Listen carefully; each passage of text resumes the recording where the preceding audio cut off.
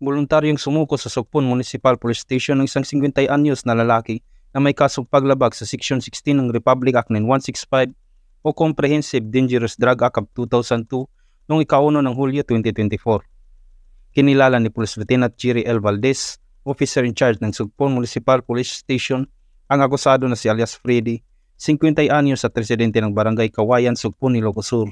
Ayon kay Police Lieutenant Valdez, bandang alas 5 ng hapon ng personal na pumunta at sumuko sa mga otoridad ang nasabing akusado. Isinagawa ng mga otoridad ang pag-serve ng kanyang warrant of arrest at ipinalam ang kanyang mga karapatan sa konstitusyon. Kasalukuyang nasa kustodiya na ng Sugpon Municipal Police Station ang akusado para sa tamang disposisyon at dokumentasyon. Ang voluntaryong pagsuko ng isang akusado ay nagpapakita ng epektibong pagpapatupad ng batas at hustisya. Ito rin ay nag-uudyok sa iba pang individual na may kasong kinakaharap na sumuko rin sa mga otoridad. Mula dito sa Ilocos Region, ako ang inyong PNN correspondent, Police Staff Sergeant Jandel Supremo, alagad ng batas, tagataguyod ng Balitang Pulis.